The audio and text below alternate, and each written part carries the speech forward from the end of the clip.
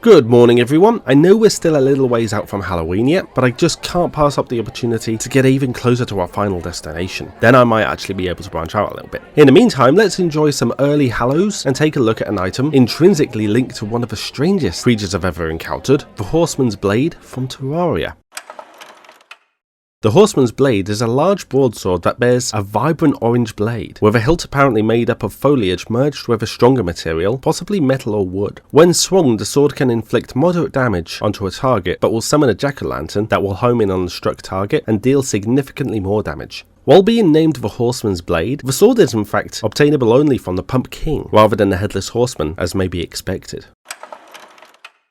Probably the most obvious point that can be noted is that instead of being able to obtain the Horseman's Blade from the Headless Horseman, as would seem logical, it must be instead taken from the Pumpkin, an entity who does not even utilize a sword resembling the Horseman's Blade. Even more vexing is the fact that even the horsemen themselves do not appear to use this weapon when attacking. As it can be argued that the sword is in fact made of a pumpkin due to its coloration and general appearance, it is possible that this weapon is created by the Pumpkin themselves, potentially even grown within its twisted body, with the intention being for the horseman to wield it, thus improving their compatibility. Among the reasons formulated regarding the reason why the horseman does not use this weapon is the theory that the sword is not actually complete when obtained by the champion, and could be much more powerful given maturation time. There is also the consideration that the weapon is some kind of failed experiment, and is not able to be used by the horsemen for whatever reason. Then there is the idea that the sword was never actually meant for the horseman in the first place, and that the name derives not from its user, but the power that it invokes. This theory is supported by the fact that when an enemy is struck by the sword, what is known as a flaming jack, a deadly jack-o'-lantern, tracks down the target, dealing large amounts of damage on contact. It could be hypothesized that these are the substitute heads of the Headless Horseman, imbued with the dark power of the Pumpkin and used as a form of artillery. While there are none in the Pumpkin's army who seem particularly capable of wielding the weapon in such a fashion, this line of thought could lead us to consider that the creature was planning on expanding their forces with a form of frontline infantry who would act almost as spotters for the Headless Horseman to hurtle their flaming jacks at a distant enemy force. It would seem the first step to this plan was the creation and testing of the prototype weapon that could do such a thing, one that would come to be stolen by the champion of Terraria. If this theory is taken as true, however, the idea has to be entertained that the horsemen are somehow slaved to the use of the sword, involuntarily tossing their jacks at targets not presented by a member of the Pumpkin's army, as it would be extremely difficult to believe that the horsemen would be willing to serve someone they otherwise saw as an enemy. The most likely situation, however, is that the horsemen are simply conditioned to see the sword's actions as the will of their master. Thus, by taking it, the champion, in some way, takes a degree of the Pumpkin's bizarre and highly undefined power.